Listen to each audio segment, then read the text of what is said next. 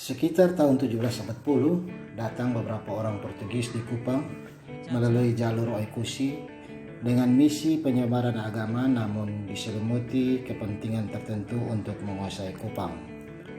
Mereka menempati sebuah tempat yang telah ditinggalkan pada tahun 1652 oleh Kapten Francisco Canairo de Siqueira yang merupakan administrator Portugis bersama pengikutnya yang lebih dikenal dengan Laran Tupueros, salah satu komunitas dari penguasa Songhai kecil yang menempati beringin terbalik atau saat ini dikenal dengan Teplan, menyebut tempat tinggal bagi orang-orang Portugis tersebut dengan nama Fainten.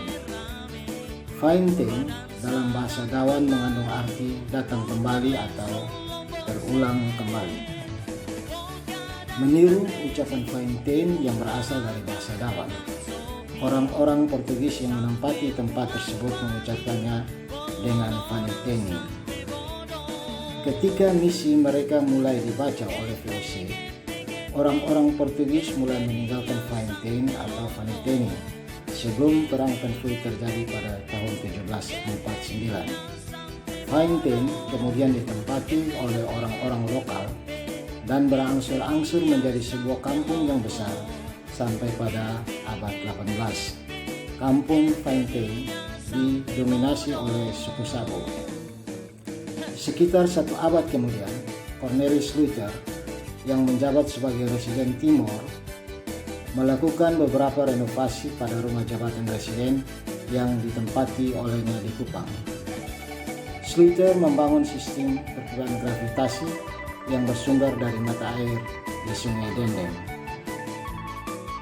Jaringan perpipaan ini dibangun untuk mensuplai air minum bagi kapal-kapal yang berlabuh di pelabuhan Kupang dan kepentingan air minum bagi kantor residen, rumah jabatan residen, dan asisten residen. Luther juga merenovasi beranda rumah jabatan residen yang memiliki penampilan yang suram di bagian depan. Kemudian dibangun dua rumah penjaga yang terletak di kedua sisi rumah jabatan. Di alun-alun depan rumah jabatan residen dibuat sebuah fontaine, dan pada tiang air fontaine terdapat sebuah kotak berisi air bersih yang dapat diminum oleh penduduk setempat. Penampilan rumah jabatan residen berubah total menjadi sebuah pemandangan yang indah, apalagi kehadiran fontaine yang menjadi pusat perhatian penduduk setempat. Penduduk yang tinggal di sekitar Fainten sering mengkonsumsi air bersih dari kotak fontaine tersebut. Istilah fontaine dalam bahasa Belanda lebih mudah diadopsi sebagai bahasa lokal bagi masyarakat setempat daripada istilah air mancur dalam bahasa Melayu. Walaupun kantor residen dan rumah jabatan residen terletak dalam wilayah Kebon Raja, namun mayoritas pemanfaat langsung dari fontaine atau air mancur tersebut adalah penduduk Fainten.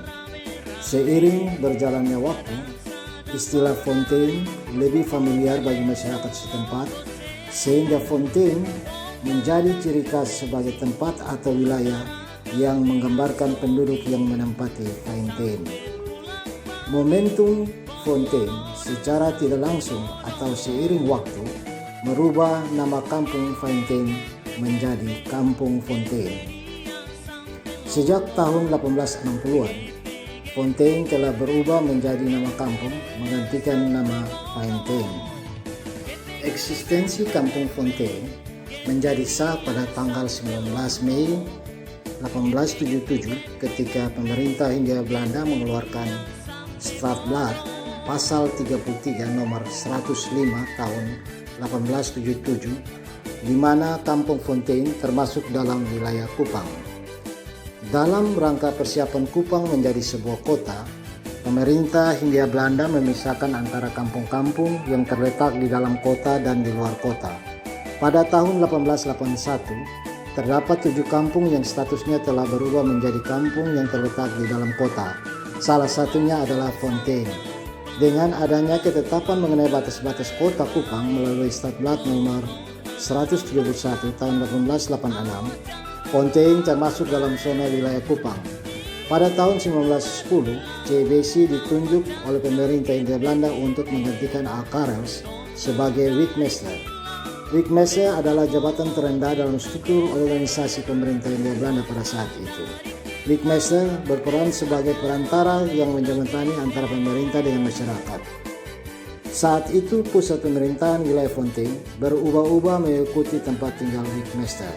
Demikian sejarah singkat Fontaine dalam masa koloni.